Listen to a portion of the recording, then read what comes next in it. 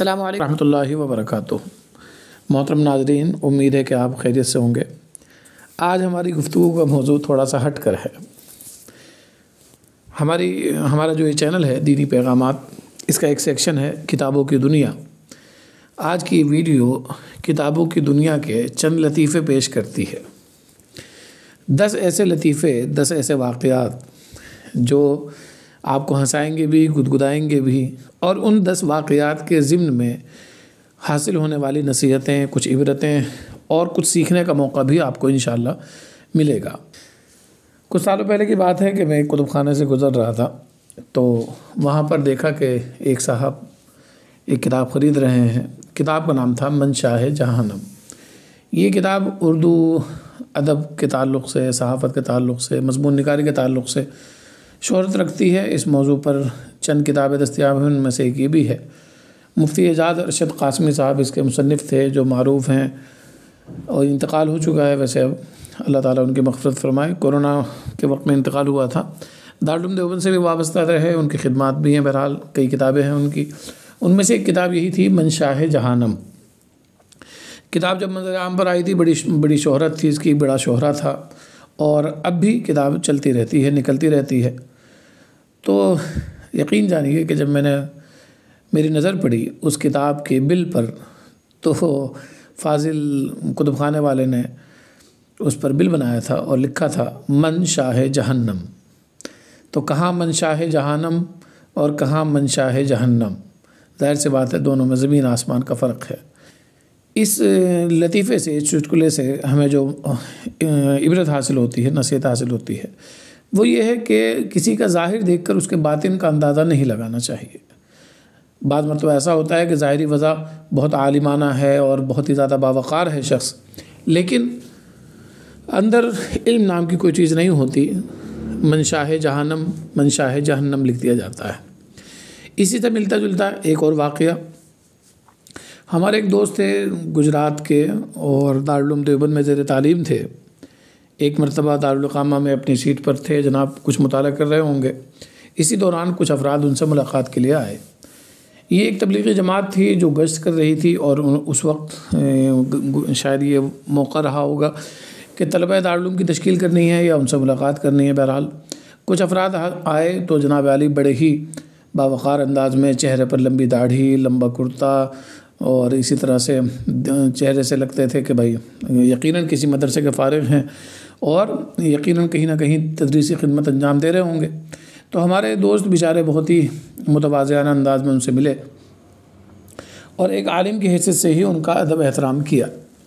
اسی دوران وہ جو تبلیغی جماعت والے آئے ہوئے تھے، ان کی نظر پڑی ایک کتاب پر، جس مشہور کتاب ہے جلالین شریف۔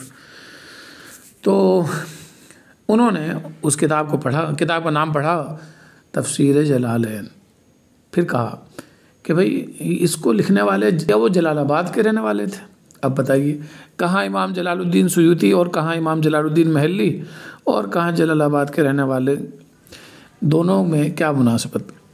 تو ان دونوں واقعات سے ہمیں جو نصیحت ملتی ہے وہ یہ ہے کہ جناب ظاہری وضاحت کا اعتبار نہیں ہے، اعتبار اندرون کا ہے۔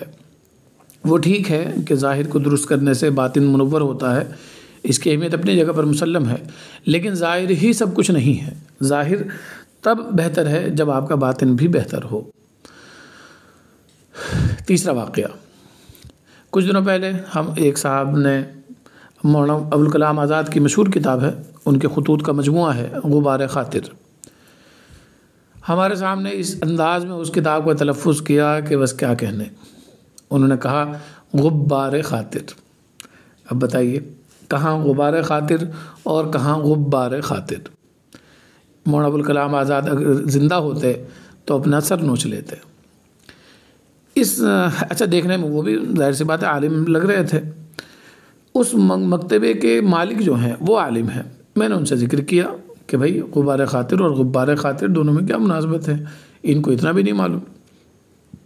تو انہوں نے اپنا رونا رویا اور یہ کہا کہ کچھ دنوں پہلے یہ صاحب ملازمت کی تلاش میں میرے پاس حاضر ہوئے، میرے پاس آئے تو ظاہری طور پر ظاہر سی بات ہے سر پر ٹوپی، کرتا پاجامہ، داڑھی وغیرہ، صدری وغیرہ سب پہن رکھی تھی انہوں نے۔ تو میں نے کوئی انٹرویو نہیں لیا اور ان کی ایمانداری یا کہہ لیجیے کہ ان کی ضرورت کے پیش نظر ان کو ملازمت پر رکھ لیا۔ بعد میں پتہ چلا کہ جناب علی عالم نہیں ہیں، صرف عالمانہ وضاقتہ ہے، کتابوں کے نام تک درست انداز میں نہیں پڑھ سکتے، املا بھی درست نہیں ہے، لیکن اب پچھتانے سے کیا ہوتا ہے۔ تو اس لطیفے سے ہمیں یہ نصیحت حاصل ہوتی ہے کہ جب کسی کو ملازمت پر رکھا جائے تو جناب علی اسے اچھی طرح سے جانچ لینا چاہیے، جو کام آپ کو اس سے لینا ہے وہ اس کام کو کر پاتا ہے نہیں کر پاتا، اس بارے میں بلا تکلف بلا جھجک اس کا ایک ٹیسٹ ایک امتحان لے لینا چاہیے۔ صرف ظاہر کو دیکھ کر آپ اپنا اہم سے اہم کام کسی کے سپرد کر دیں گے تو یہی ہوگا کہ غبار خاطر کو غبار خاطر پڑھا جائے گا۔ اسی سے ملتا جلتا ایک اور لطیفہ ملاحظہ فرمائیے۔ مولانا جو حضرات دیوبند سے، علماء دیوبند سے، علم و ادب سے، شعر و ادب سے واقف ہیں وہ مولانا عامر عثمانی صاحب کے نام سے یقیناً واقف ہوں گے۔ بڑے قلمکار تھے، بڑے مضمون نگار تھے اور بہترین شاعر تھے۔ ان کا ایک مجموعہ کلام ہے تو مختصر لیکن ہے بہت پیارا۔ کتاب کا نام، مجموعہ کا نام ہے یہ قدم قدم بلائیں۔ ابھی ہمارے کتب خانے کے مینیجر ہیں مولانا ندیم اقبال صاحب، ہمارے کتب خانے مکتبہ نور کے مینیجر ہیں وہ، ان کے پاس اس کتاب کا آرڈر آیا یہ قدم قدم بلائیں، تو انہوں نے اس آرڈر کو نقل کیا اور اس کے سامنے اس کے ریٹ وغیرہ لکھے اور ان کو صاحب معاملہ کو یعنی جو کتاب منگا رہے تھے ان کو ریٹ بتایا فون پر کال کر کے۔ یہ کہا کہ بھئی یہ قدم قدم بلائیں اتنے روپے کی ہے، بالفرض 150 روپے کی ہے۔ تو جب انہوں نے کہا یہ قدم قدم بلائیں تو سامنے والے جو فاضل جو اس کتاب کا مطالبہ کر رہے ہیں وہ کہہ رہے ہیں یہ قدم قدم بلائیں، یہ قدم قدم بلائیں، گویا کہ وہ تصحیح کر رہے تھے ہمارے مینیجر کی کہ کتاب کا اصل نام یہ قدم قدم بلائیں نہیں بلکہ یہ قدم قدم بلائیں ہیں۔ عامر عثمانی کی روح کو اس سے کیا تکلیف ہوئی ہوگی وہ آپ اس کا اندازہ لگا سکتے ہیں۔ اسی سے ملتا جلتا ایک اور واقعہ وہ ہمارے کتب خانے ہی میں پیش آیا کہ جناب علی حضرت مولانا سید انظر شاہ کشمیری رحمۃ اللہ علیہ دیوبند کے مایہ ناز علماء میں سے رہے ہیں، بہترین کیا کہنے۔ شاہ صاحب، ان کو ہم لوگ شاہ صاحب ہی کہا کرتے تھے، دیوبند کا حلقہ جو ہے شاہ صاحب کے نام سے، جیسے حکیم الاسلام حضرت مولانا قاری محمد طیب صاحب رحمۃ اللہ علیہ کے بارے میں کہا جاتا ہے کہ ان کے زمانہ اہتمام کے وقت میں کہیں پر بھی اگر یہ کہا جاتا ہے کہ محتم صاحب تشریف لا رہے ہیں تو محتم صاحب سے مراد بس ایک ہی شخصیت ہوتی ہے، حکیم الاسلام حضرت مولانا قاری طیب صاحب رحمۃ اللہ علیہ کی۔ دیوبند میں یہی معاملہ تھا جب حضرت شاہ صاحب رحمۃ اللہ علیہ زندہ تھے، کہا بھائی شاہ صاحب آ رہے ہیں، اس کا مطلب ایک ہی شخصیت ہے مولانا سید انظر شاہ کشمیری رحمۃ اللہ علیہ، چاہے وہ کوئی جلسہ ہو، چاہے کوئی سیمینار ہو، چاہے کوئی کانفرنس ہو، چاہے کوئی دعوت ہو، چاہے کوئی اصلاحی مجلس ہو، چاہے کوئی خانقاہ کا درس ہو، چاہے وہ کوئی بھی نشست ہو۔ خیر، تو مولانا سید انظر شاہ کشمیری رحمۃ اللہ علیہ ان شخصیات میں سے ہیں جو جامع الکمالات ہیں۔ معذرت چاہوں گا میں لطیفے سناتے سناتے اپنی باتوں میں لگ گیا، لیکن وہ شخصیت ہی ایسی ہے کہ جناب ان کے بارے میں جب تک چند جملے نہ کہے جائیں دل کو سکون ہی نہیں ملتا۔ تو جناب علی ان کی تحریروں کا مجموعہ ہے نہایت لاجواب، جو تحریریں انہوں نے جو مضامین لکھے ہیں شخصیات پر، ان کا مجموعہ ہے جس کا نام ہے لالو گل۔ لالو گل، گل کے معنی پھول کے آتے ہیں فارسی میں۔ ابھی کچھ دنوں پہلے ہمارے مینیجر صاحب کے پاس ایک عالم دین تشریف لائے، ایک بڑے مدرسے سے نسبت بھی رکھتے ہیں، اور آ کر انہوں نے بڑے ہی شان سے کہا کہ لالو گل دے دیجئے۔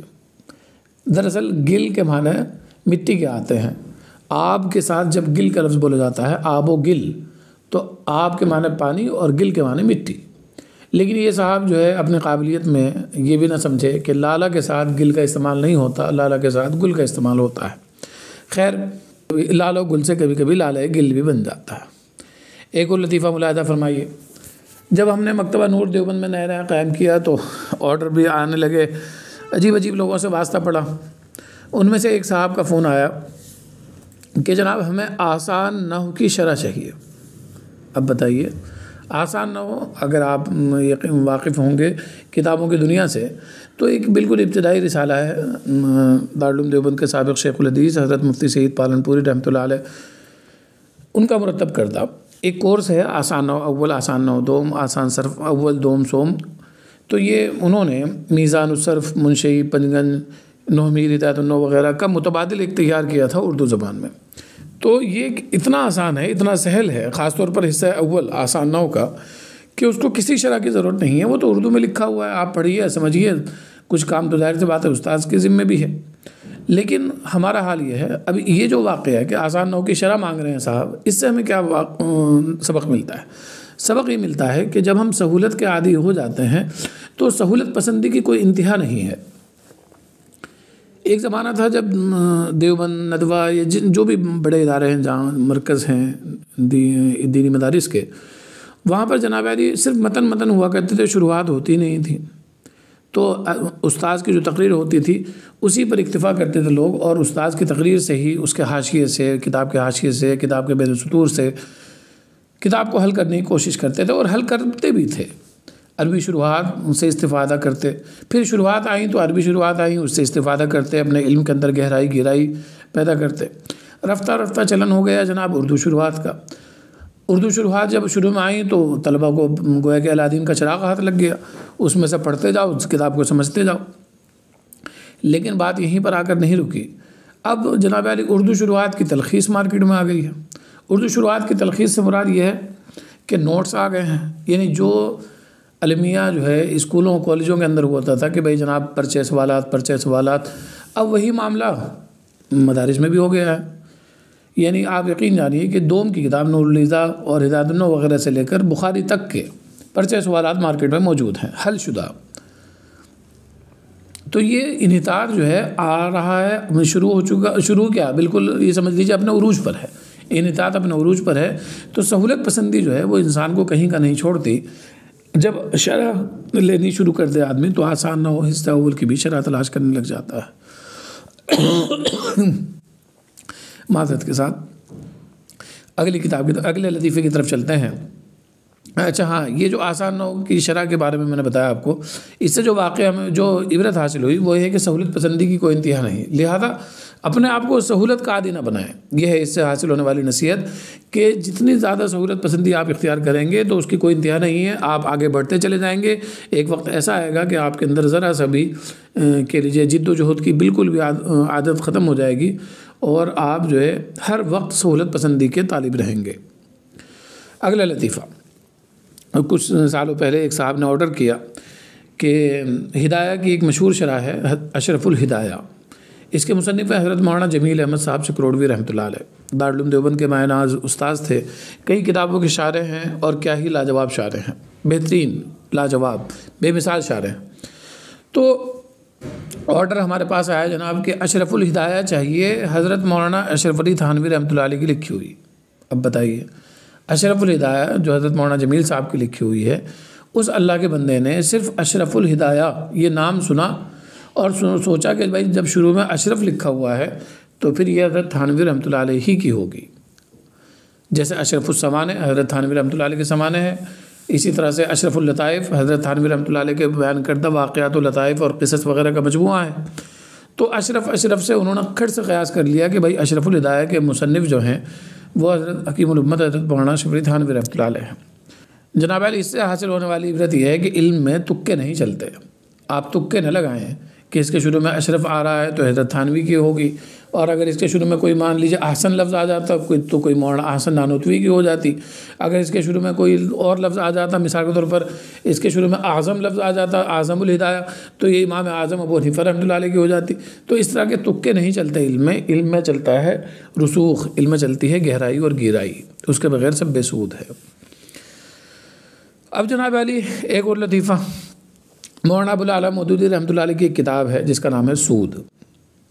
اسی طرح سے حضرت پیر ذوالفقار صاحب کے خطبات میں سے ایک خطبے کا مجموعہ ہے جس کا نام ہے شرم و حیا۔ اب ہمارے ایک دوست بتاتے ہیں انہیں جو ہے مولانا ابو الاعلیٰ مودودی صاحب رحمۃ اللہ علیہ کی کتاب چاہیے تھی سود۔ وہ ایک کتب خانے میں گئے اور جاتے ہی کہا سود دے دو۔ اب جو وہاں پر ناظرین اور جو سامعین موجود تھے وہ حیرت سے دیکھنے لگے، لو بتائیے دن دہاڑے سود مانگ رہا ہے۔ تو جناب علی سود سے مراد وہاں پر سود نہیں تھا بلکہ مولانا ابو الاعلیٰ مودودی کی کتاب تھی۔ اسی طرح سے ایک صاحب ایک کتب خانہ میں داخل ہوئے اور یہ کہا شرم و حیا ہے؟ انہوں نے کہا نہیں۔ اب بتائیے، شرم و حیا سے مراد کتاب نہ کہ وہ شرم و حیا جو ہر انسان کا، ہر مسلمان کا زیور ہے۔ پتہ ہے چلا کہ جناب محل کا فرق ہوتا ہے، مواقع کا فرق ہوتا ہے، کس جگہ پر کیا لفظ بولا جا رہا ہے اس کے اعتبار سے اس کا معنی بدل جائیں گے۔ شرم و حیا کا لفظ آپ عام طور پر استعمال کریں، خواتین کے مجمع میں استعمال کریں، وعظ و نصیحت میں استعمال کریں تو یہاں معنی کچھ اور ہیں، اور یہی شرم و حیا، یہی سود جب کتب خانہ میں بولا جائے گا تو اس سے مراد کتاب ہوگی، نہ کہ یہ اس کے اصلی معنی۔ اسی طرح سے ایک لطیفہ پیش آیا کہ ایک صاحب بیٹھے ہوئے تھے کتب خانے میں، مالک کتب خانے کے ایک صاحب داخل ہوتے ہیں اور یہ پوچھتے ہیں، پہلے تھوڑی وضاحت ضروری ہے، حضرت پیر ذوالفقار صاحب کے بیانات یا بہرحال ان کے نصائح کے مجموعے کا نام ہے، کتاب ہے گھریلو جھگڑوں سے نجات۔ تو ایک صاحب بیٹھے ہوئے تھے جناب کتب خانے میں، مالک کتب خانہ ہو سکتا ہے کہ اپنے گھر سے لڑ جھگڑ کر آئے ہوں، موڈ خراب تھا، ایسے ہی بیٹھے ہوئے تھے۔ تو ایک صاحب آئے اور کہنے لگے بھائی گھریلو جھگڑوں سے نجات ہے؟ تو انہوں نے کہا ممکن نہیں۔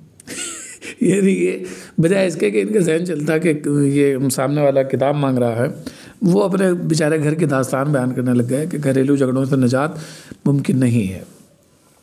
ممکن ہے جناب۔ اس سے یہ سمجھ میں آتا ہے کہ اگر آپ کے دماغ میں کوئی گھریلو ٹینشن چل رہی ہے تو آپ اس ٹینشن کو گھر میں چھوڑ کر آئیے۔ یہ نہیں کہ آپ جناب علی اپنے دکان میں، اپنے کاروبار میں، اپنے بزنس میں، اپنی ڈیوٹی کے دوران اس ٹینشن کو لائیں گے تو ظاہر سی بات ہے کہ الٹے جوابات آپ کے منہ سے نکلیں گے۔ اگلا واقعہ، اگلا لطیفہ، جب کتب خانہ ہم نے قائم کیا دیوبند میں مکتبہ نور، تو بہرحال رفتہ رفتہ آرڈر آنے لگے اور لوگوں میں تعارف ہونے لگا۔ اللہ کا کرم ہے، احسان ہے، بہت احسان ہے اللہ کا، اس نے ایک جائز اور حلال رزق کی توفیق دے رکھی ہے، اللہ تعالیٰ اس کو باقی رکھے۔ آپ سے بھی دعاؤں کی درخواست ہے اس بارے میں۔ خیر، جب کتب خانہ قائم ہوا مکتبہ نور تو ایک صاحب نے ایک بار میسج کیا کہ بھائی فلاں کتاب آپ کے یہاں دستیاب ہے، مثلاً معارف القرآن آپ کے یہاں مل جائے گا؟ ہم نے کہا جی مل جائے گا۔ تو انہوں نے ایسے پوچھا مکتبہ آپ ہی کا ہے؟ تو ہم نے اردو کی ایک عمدہ تعبیر کا استعمال کیا۔ اردو میں ہوتا یہ ہے کہ اگر آپ اس طرح سے کہیں کہ مثال کے طور پر یہ گھر آپ کا ہے، آپ سے کوئی دوست پوچھے آپ کا ہے، تو آپ جواب یہ دیتے ہیں جی آپ ہی کا ہے، یعنی ہے تو ہمارا لیکن اسے آپ اپنا ہی سمجھیں، یہ مقصد ہوتا ہے کہنے کا۔ مثلاً کہ کوئی کہے یہ آپ کی دکان ہے، ارے آپ ہی کی ہے، جب چاہے تشریف لے آئیں، یہ مراد ہوتی ہے۔ تو انہوں نے ہم سے پوچھا کتب خانہ آپ ہی کا ہے؟ میں نے کہا جی آپ ہی کا ہے محترم۔ تو کھٹ سے انہوں نے جواب دیا ارے نہیں، ہمارا تو کوئی کتب خانہ دیوبند میں نہیں ہے، آپ بتائیے۔ ان کو اردو تعبیرات کا علم نہیں۔ تو جناب کوئی بھی زبان جو ہے وہ اپنے اس میں دامن میں کچھ تعبیرات رکھتی ہے، کچھ اصطلاحات رکھتی ہے، کچھ اس کا محل استعمال ہوتا ہے، اس کا جاننا بھی ضروری ہے۔ صرف الف با تا اور آنا جانا پانا پڑھ کے اردو نہیں سیکھی جاتی، بلکہ اس کا محل استعمال بھی جاننا ضروری ہے۔ ایک واقعہ جو ہمارے کتب خانہ سے متعلق نہیں ہے لیکن کتابوں سے متعلق ہے، یہ آخری واقعہ میں آپ کو سناتا ہوں، اس کے بعد یہ سلسلہ موقوف کرتے ہیں۔ وہ یہ ہے کہ کافی سالوں پہلے کی بات ہے، میرا ایک جانا ہوا ایک مرتبہ دارالعلوم دیوبند کا مشہور احاطہ ہے، احاطہ ملسری، وہاں سے گزرنا ہوا تو دیکھا کہ سامنے جو ہے کچھ جلسہ، کچھ پروگرام سے چل رہا ہے، طلبہ موجود ہیں، کچھ حکم حضرات بھی ہیں۔ مجھے دلچسپی سی محسوس ہوئی، میں زیادہ نہیں، میرے خیال سے سوم چہارم کا طالب علم تھا، تو میں وہاں جا کر بیٹھ گیا۔ پتہ چلا کہ جناب مناظرے کی مشق چل رہی ہے اور مناظرہ ہو رہا ہے رد مودودیت پر۔ ایک طرف اہل حق بیٹھے ہیں، دوسری طرف اہل باطل۔ بہرحال یہ مناقشہ ہوتا ہے، مباحثہ ہوتا ہے، اور علمی دلائل کی روشنی میں لوگ مشق کرتے ہیں آگے چل کر احقاق حق اور ابطال باطل میں۔ اس کے بہت فائدہ ملتا ہے اور اس کے بڑے فوائد ہیں، اس پر باقاعدہ گفتگو کسی دن ہو سکتی ہے۔ تو خیر، جو دلچسپ واقعہ بیان کرنا مقصد ہے وہ یہ کہ وہاں بیٹھا تو ایک صاحب نے جو ہے دعویٰ کیا، وہ پتہ نہیں مجھے یاد نہیں باطل میں سے تھے یا حق میں سے تھے، کہ بھئی فلاں کتاب کے صفحہ نمبر 588 پر، مثلاً یعنی انہوں نے 400-500 سے زیادہ ہی بتائے تھے، کہ مثلاً فلاں کتاب کے صفحہ نمبر 588 لائن نمبر 4 میں یہ بات انہوں نے اس طرح سے لکھی ہے جو قرآن و حدیث کے خلاف ہے۔ میں تو بڑا متاثر ہوا، میں نے کہا یار بڑی زبردست تیاری کر رکھی ہے لڑکوں نے، چونکہ پہلی بار اس طرح کی مجلس دیکھ رہا تھا کہ واہ جی واہ کیا بات ہے، کتاب کا نام بھی یاد ہے، مصنف کا نام بھی یاد ہے، صفحہ نمبر بھی یاد ہے اور لائن بھی یاد ہے، کمال ہے بھائی۔ اب جناب علی میں تو متاثر ہو گیا، لیکن کھٹ سے جناب علی وہ صاحب کھڑے ہوئے، دوسری جانب سے، اور انہوں نے ایک پتلا سا رسالہ اٹھایا، اس میں 100 صفحے بھی نہیں ہوں گے، یعنی 80-100 صفحے کی کتاب ہوگی وہ، اور یہ کہا کہ یہ ہے وہ کتاب جس کا حساب حوالہ دے رہے تھے، اور جس میں یہ کہہ رہے تھے کہ صفحہ نمبر 588 پر لکھا ہے، اس میں 88 صفحات بھی نہیں ہیں، 588 تو بہت دور کی بات ہے، خالص جھوٹ بول رہے ہیں۔